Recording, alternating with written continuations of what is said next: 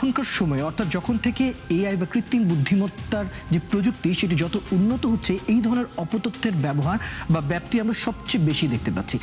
এবং অনেকখানি আমরা দেখতে পাচ্ছি সামাজিক যোগাযোগ মাধ্যম মানুষের যতটা হাতে এসে পৌঁছেছে, এই ধরনের অপতথ্য মানুষ তত ভরসার জায়গায় এসে পৌঁছাচ্ছে।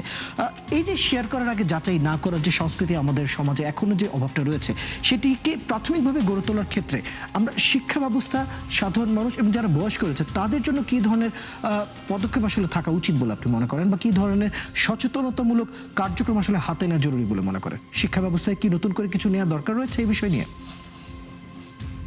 আমি যেটা আপনি প্রথমে যেটা বলেছেন যে সামাজিক যোগাযোগ মাধ্যম একটি ভরসার জায়গা, আমি মনে করি না এখন আর এটা ভরসার জায়গা আছে।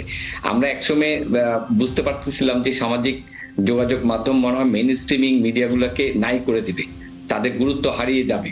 কিন্তু এখন দেখা যাচ্ছে যে বর্তমানে এআই অথবা ফেক নিউজ, ডিসইনফরমেশন, মিসইনফরমেশন ব্যক্তি পর্যায়ে, প্রতিষ্ঠান পর্যায়ে, রাজনৈতিক ইনস্টিটিউট যেভাবে ছড়ায়, আন্তর্জাতিক পর্যায়ে যেভাবে ছড়ায়, সেই কারণে আরো বরং এখন গুরুত্বর জায়গায় main streaming media, electronics media, paper মিডিয়াগুলি কিন্তু আরো বেশি দায়িত্বশীল ভাবে মানুষের কাছে মানে উপযোগী হিসাবে ধরা দিচ্ছে।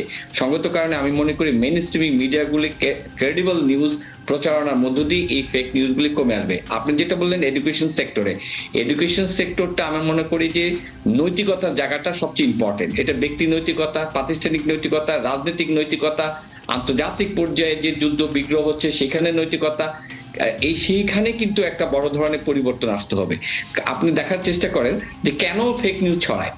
প্রথমত পার্সোনাল কারণে যদি বলি, একজন আরেকজনকে অপদস্থ করার জন্য, রাজনৈতিক দলগুলি নিজের পক্ষে ভোট টানার জন্য বিভিন্ন ধরনের ফেক নিউজ ছড়ায়। আন্তর্জাতিক পর্যায়ে যদি দেখি, যারা যুদ্ধ করতেছে, যুদ্ধ জিতার জন্য মনোজগতে যারা যুদ্ধ করতেছে, মনস্তাত্ত্বিক জায়গাটাকে তারা নালিফাই করে নিজের পক্ষে নেওয়ার জন্য বিভিন্ন ধরনের ফেক নিউজ চালাচ্ছে।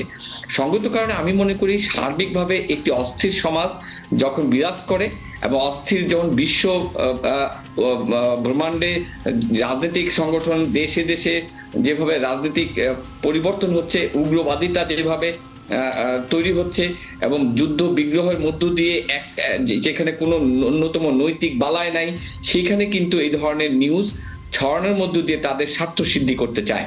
সঙ্গত কারণে আমি মনে করি এখন রাইটলি অ্যাক্ট করতে হবে মেইন স্ট্রিমিং মিডিয়াগুলি এবং তাদেরকে ক্রেডিবল হতে হবে। আর সরকারকে এই ব্যাপারে, প্রতিটা দেশের সরকারকে একটা সেল তৈরি করতে হবে যারা এই ধরনের ফেক নিউজ ছাড়ে বা এই ধরনের ফেক নিউজ প্রচারণা করে, তাদেরকে চিহ্নিত করে তাদেরকে ব্যান করতে হবে, তাদের ব্যাপারে শাস্তিমূলক ব্যবস্থা নিতে হবে।